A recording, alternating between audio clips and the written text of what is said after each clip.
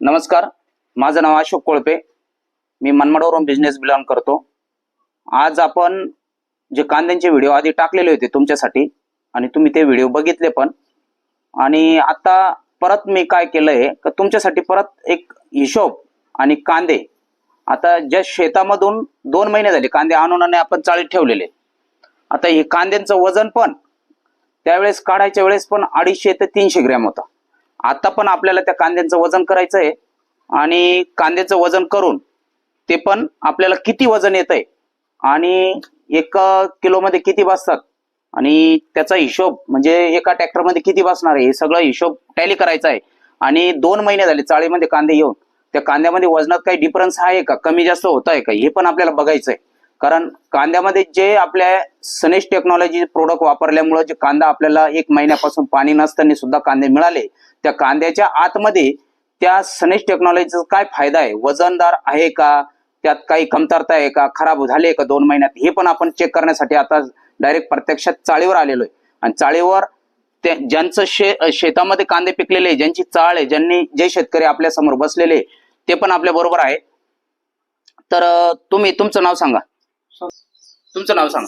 संतोष दामू हलवर,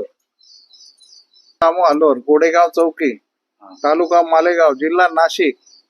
किती दिवस झाले तुम्हाला? आता हे 2 महिने झाले कांदे काढून. 2 महिने झाले. 2 महिने झाले म्हणजे तिथून इथं चाळीत आणून 2 महिने झाले. हो, 2 बरोबर आहे. हो. मग आता तुमचा कांदा कसा आहे, व्यवस्थित आहे का काही खराब वाटतो? एकदम आता अजून तर आजच्या तारखेत तर खूप चांगला आहे.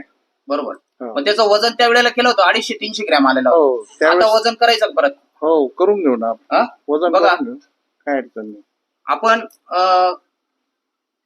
0 केलेला आहे. हो 0 बघा, हो 0 झालेला आहे. बरोबर. हो हा बघा, हा कांदा ठेवला हो 264 ग्रॅम आला. हो बरोबर आहे. हो आता दुसरा कांदा ठेवला.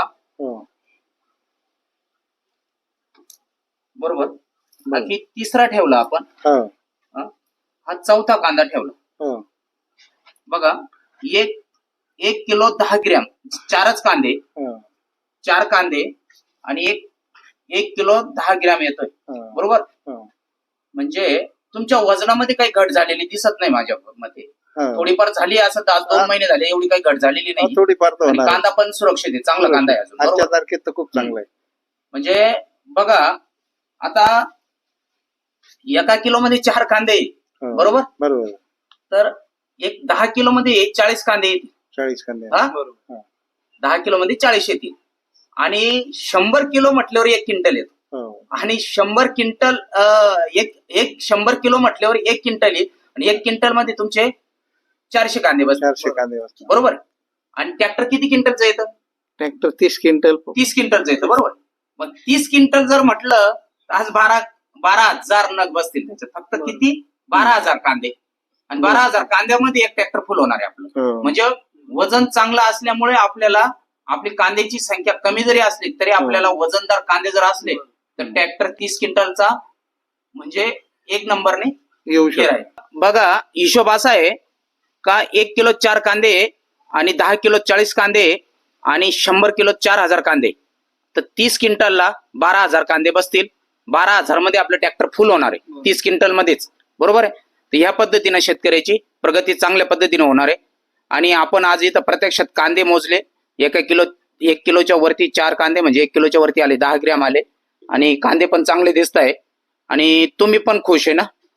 बरोबर की नाही? आता पुढच्या वेळेस आपल्याला याच्यापेक्षा जास्त टेक्नॉलॉजी वापरून जास्त उत्पन्न वाढवायचंय. बरोबर. आणि इतर शेतकऱ्यांना पण तुम्ही मार्गदर्शन करा किंवा आम्हाला बोलवा, मीटिंग घ्या. आम्ही त्या शेतकऱ्यांना पण कमी खर्चात जास्त उत्पन्न वाढवून आणि आपल्याला शेतकऱ्यांचीच प्रगती करायची. बरोबर आहे. आणि हा व्हिडिओ बघणाऱ्यांसाठी खरंच तुम्ही बघताय, लाईक पण करताय, त्याच्यामुळे तुमच्यासाठी नवीन व्हिडिओ घेऊन येईल. थँक्यू.